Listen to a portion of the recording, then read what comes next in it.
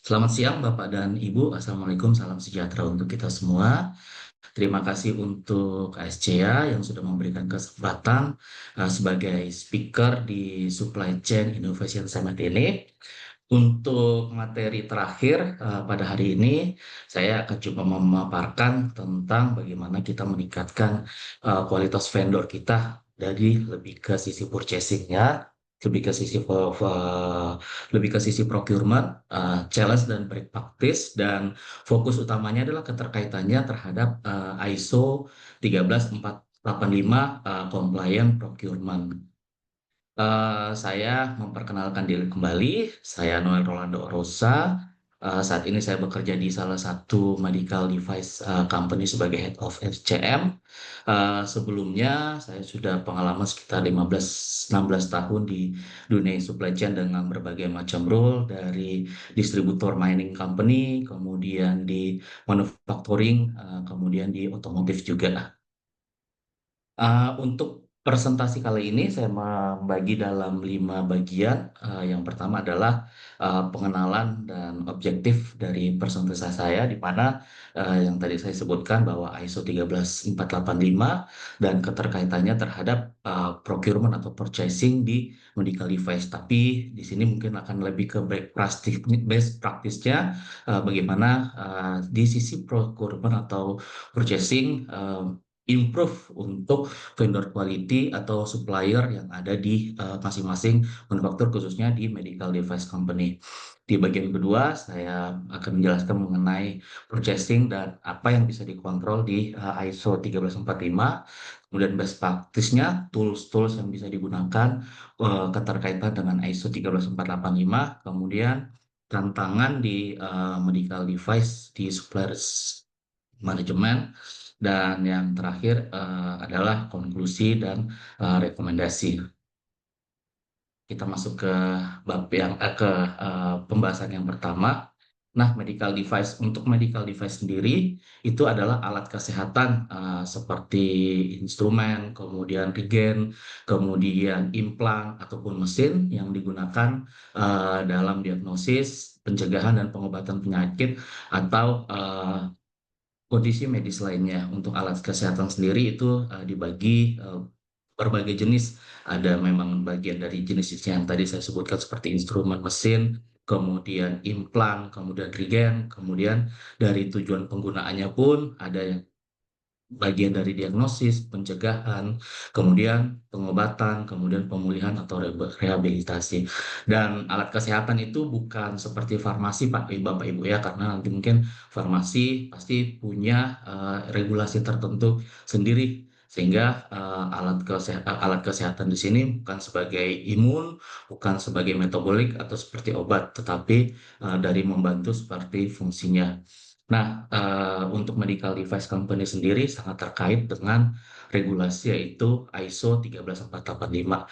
Nah, di ISO 13485 ini merupakan standar internasional ya, yang diakui secara global di sistem manajemen mutu atau QMS, kemudian dalam perancangan dan produksi alat kesehatan. Dan yang ini salah satu kriteria dalam ISO 13485 ini menghasilkan kebutuhan pelanggan, kemudian persyaratan yang berlaku dari segi keamanan, kemudian efikasi maupun kebermanfaatan dalam klinis. Dan dalam dunia medical device company, sebenarnya bukan salah satu yang menjadi fondasinya memang ISO 13485, tapi banyak hal regulasi di dalam ISO 13 dalam medical device company. Jadi bukan hanya ISO 13485 saja, tapi mungkin kalau di Indonesia sendiri mungkin akan ada regulasi CPAKB, CDAKB dari Kemenkes, dan berbagai macam dari regulasi dari masing-masing negara atau masing-masing industri tersendiri. Objektifnya untuk yang kali ini adalah bagaimana sebenarnya bagaimana seorang purchasing memastikan bahwa kita bisa berperan penting untuk meningkatkan vendor quality atau meningkatkan apa saja challenge-nya. Karena dalam ISO 13485 ini sendiri banyak sekali regulasi yang harus di-fulfill sebagai supplier, baik kita mungkin sebagai company terhadap customer kita, kita juga bisa sebagai supplier, dan itu harus banyak di-fill dari segi regulasi dan syaratnya. Jadi akan banyak challenge sebagai vendor atau misalnya sebagai supplier. Kemudian pasti kalau misalnya ISO 13485 sendiri itu keterkaitannya dengan dokumen dan traceability, kemudian bagaimana penyeleksian dalam monitoring, kemudian eh, mempersiapkan purchasing sendiri baik secara dokumen, secara regulasi dan secara sistematis. Itu adalah bagian penting bagaimana perusahaan comply terhadap ISO 13485. Dan kolaborasi yang penting adalah kolaborasi antara purchasing dan quality team atau QA team untuk melihat apa regulasi-regulasi, apa persyaratan, apa dokumen traceability yang perlu di-fill atau perlu dipatuhi untuk memenuhi ISO 13485 ini, sehingga sebagai procurement atau purchasing kita juga bisa berkontribusi terhadap perusahaan, atau misalnya pada saat dengan supplier kita sendiri pun dari requirement dari company kita, kita bisa memberikan hal-hal terkait ISO 13485. Purchasing dan supplier di kontrol di ISO 13485. Menurut Permenkes ya, kalau misalnya secara di Indonesia, Permenkes 62 nomor 62 2017, medical device itu dibagi dalam kelas A, kelas B, kelas C, dan kelas D. Jadi kelas A itu rendah, jadi tidak berpengaruh terhadap pasien. Kemudian kelas B menengah, rendah menengah, kemudian kelas C menengah tinggi, dan kelas D itu tinggi. Tetapi secara ISO 13485 sendiri tidak mengatur bagaimana pengklasifikasian untuk medical device, dan pengklasifikasian untuk medical device sendiri ini diatur oleh negara atau misalnya diatur oleh regulasi dari negara-negara tersebut. Sementara seperti yang ada di US, mereka memakai FDA, kemudian ada di Europe, mereka memakai MDR, kemudian beberapa dari negara yang lain yang Bapak Ibu lihat yang di sebelah kanan ini, di sebelah kiri saya ini secara MDR-nya di mana kelas 1, kelas E, kemudian ada kelas 2 medical device, kemudian ada in vitro. Jadi pengklasifikasian medical device. Jadi sebagai perusahaan atau misalnya orang yang siap audit untuk ISO 13485 harus tahu dulu di mana sebenarnya positioning mereka di medical device company ini. Dia tahu di medical device klasifikasi terhadap perusahaannya ini. Kemudian di ISO 13485 sendiri eh, untuk pengaturan terhadap medical device diatur dalam clause 7 ya.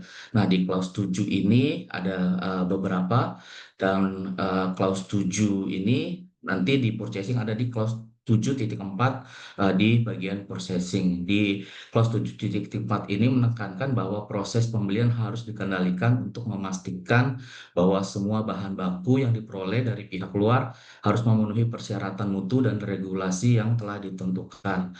Dan kenapa harus dikendalikan? Karena banyak sekali ya bahan baku yang dari luar, itu berupa komponen, baik itu berupa layanan maupun berupa eh, eh, berupa bahan steril ataupun kemasan. Jadi itu memang sangat-sangat wide atau sangat lebar.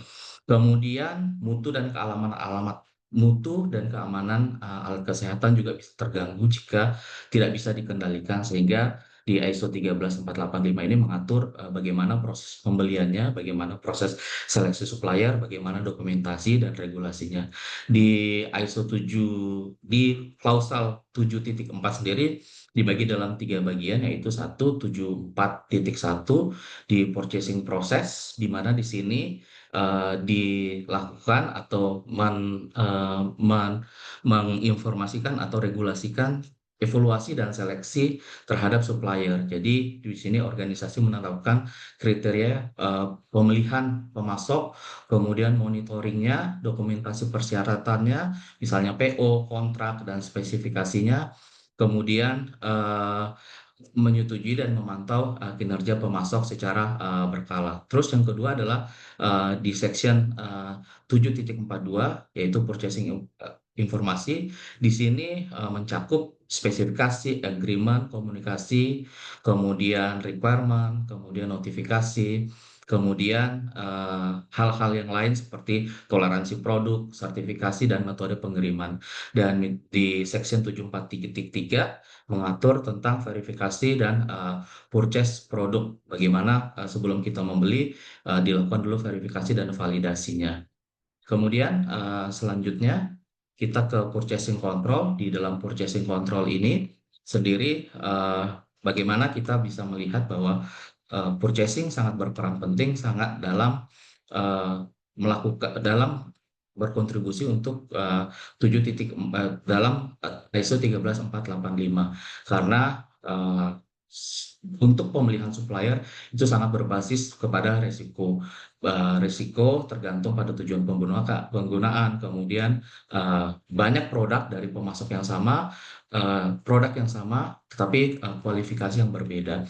Dan yang paling diperlukan adalah SOP dulu, bagaimana kita lihat potensi supplier, kemudian bagaimana kita lihat supplier evaluation. Setelah di-approve harus ada tools-tools seperti approve supplier list, kemudian harus ada klasifikasi dari supplier, apakah dia masuk dalam kategori risk, kategori medium, atau kategori rendah.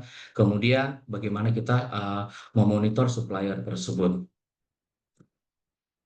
Best practice dalam kita melakukan pengandalian atau tools untuk menghadapi challenge atau tools-tools yang kita bisa lakukan untuk mengidentifikasi supplier. Yang pertama pasti kita akan memberikan kuesioner kepada supplier. Dalam kuesioner ini untuk menilai kemampuan pemasok dalam memenuhi persyaratan dari produsen alat kesehatan. Dokumen ini menjadi penting dalam proses evaluasi dan seleksi pemasok dan memastikan secara konsistensi apakah supplier atau kita sendiri dapat menyediakan produk atau jasa yang mematuhi aturan standar 13485.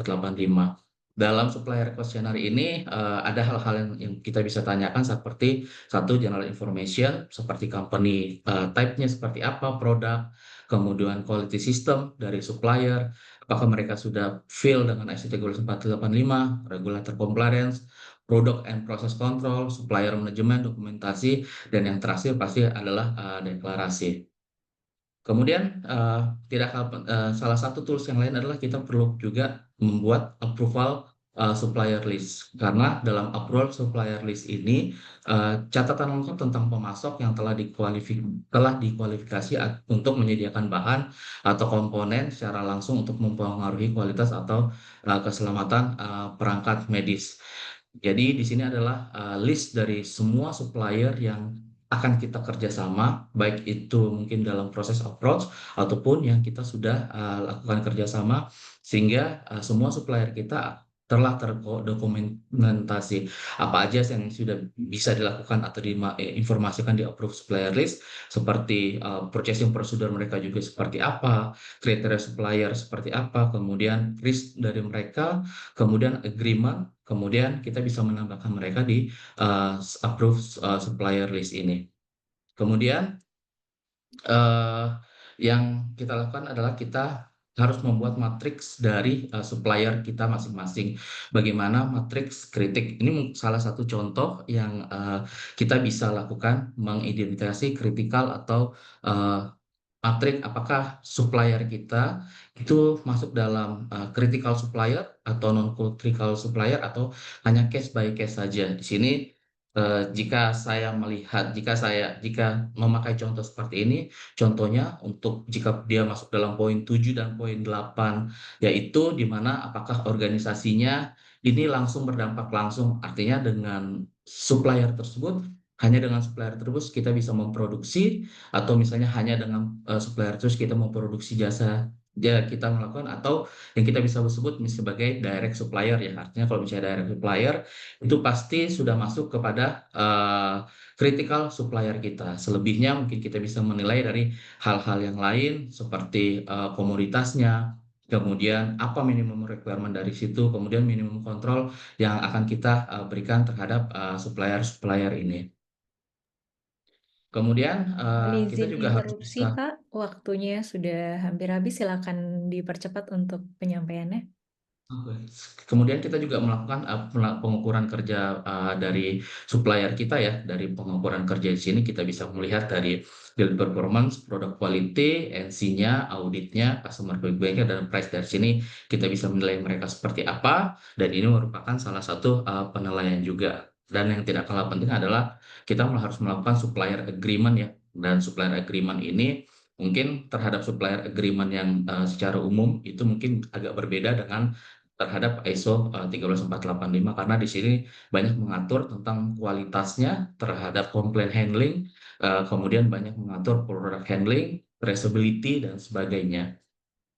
Challenge di medical device itu saya bagi dua di sini bagaimana pemasok dalam industri kesehatan kita kelola dan masalahnya mungkin ini saja. Satu, inkonsistensi produk dan quality karena terhadap produk dari bagian produksi ataupun segala macam mereka pasti ada produk yang tidak sesuai dengan quality. Kemudian ada NC non-conforming material, kemudian lack of document quality system, kemudian authorized change, dan poor communication. Kemudian mungkin risk terhadap produk dan safety, impact terhadap safety-nya seperti apa, lalu kalori, kemudian traceability-nya, kemudian salah satunya adalah geopolitical dan supply chain disruption.